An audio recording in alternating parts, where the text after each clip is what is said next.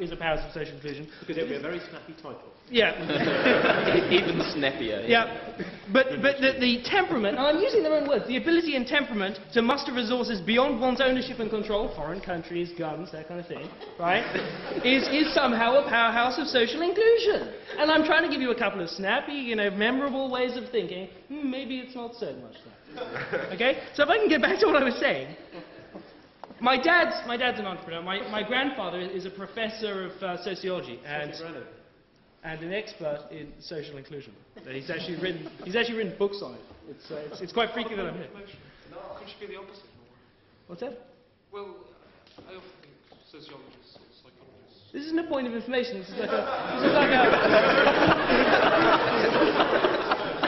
the ceiling's nice colour. Right. Where lies the path to greater social justice is something that he once asked, and I remembered it and wrote it down. There have been many ways of trying to work out where lies the path to greater social justice.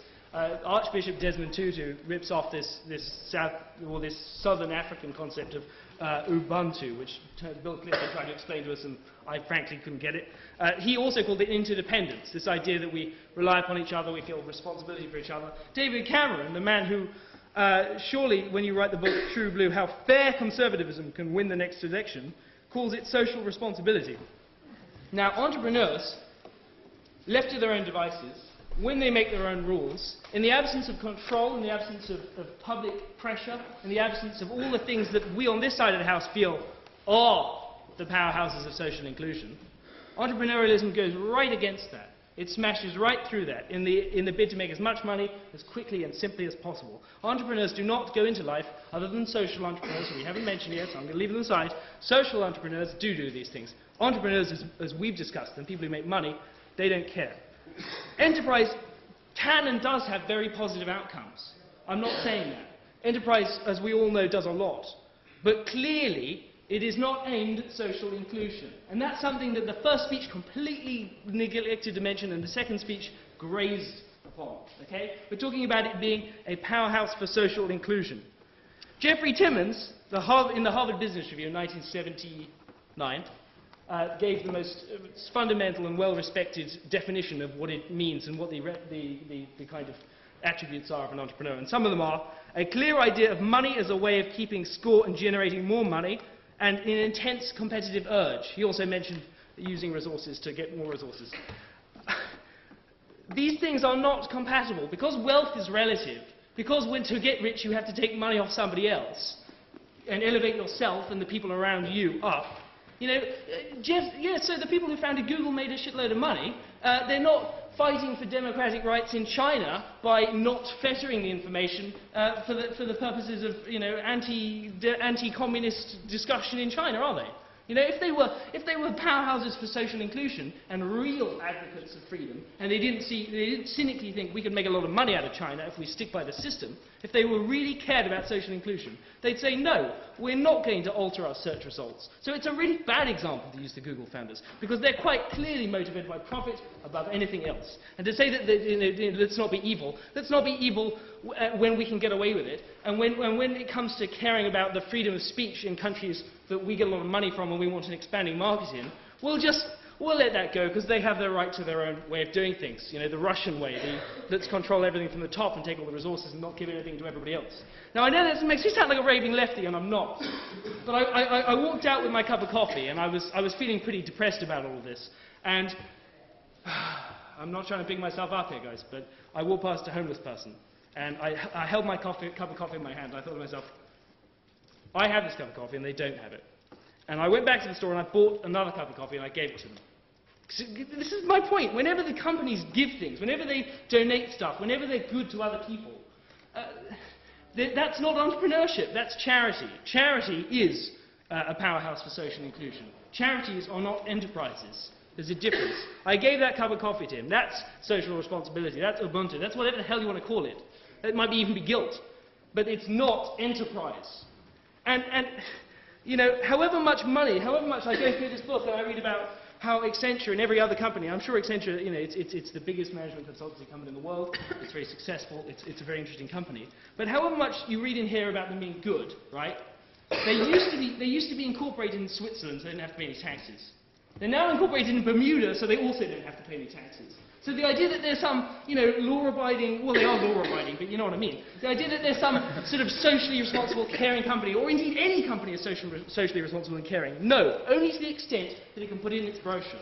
They are money-making enterprises. That's fine. That's what they should be. That's what every good company is. And we need other rules, and we need other ways of dealing with social exclusion. And we have those, thank God. And I'm sure that everyone on that side of the House respects them and agrees with them. But they are not entrepreneurship. And I've taken way too much time, so I'm going to say thank you, and please at some stage ask me about the McCann joke, because it's very funny once you listen to it again. We'll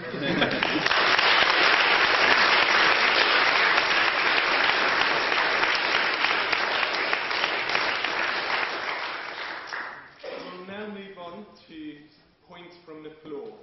So anyone with a point in proposition of the motion, please put your hand up now. Please say your name and college. College. I'd like to start with my seminar. I'm not pretending as if I didn't prepare this beforehand. I saw the topic and I knew I had to speak. First of all, when you're going to buy a first-class ticket, no one asks you how many degrees you earn or how much money you pay, or how you pay your money. You simply ask you to have your money. I'm studying chemical engineering at Cambridge, not because I want to, or because it's my favorite course. I have money to make. I think the world would be a much better place if everyone adopted this mentality. I quote DJ Khaled when he says, "I don't want cake on my birthday, I want my cake every day." Academicians create the theories, entrepreneurs apply them to real life. But I guess first of all, above all else, you have to define what success is and work to make that definition a reality.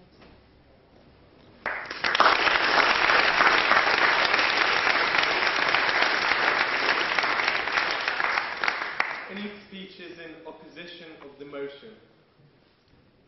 Please, sir. Name and college. James Sharp with me. Fitzwilliam College. James Lee.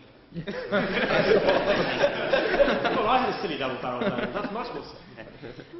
Entrepreneurship is certainly a very important factor in social, creating social inclusion, but I think education is more important. Education dispels the views and prejudices that people have that make people exclude people from society and gives them the knowledge and skills they need to involve themselves in society and to become entrepreneurs. Thank you.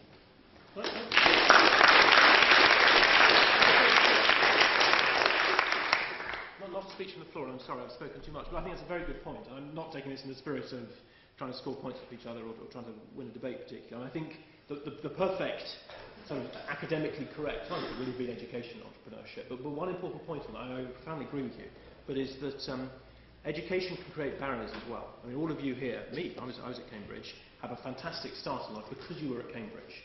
So lots of the big companies will look at you, but they won't look at some really smart guy who started on the back streets and didn't get to go to Cambridge.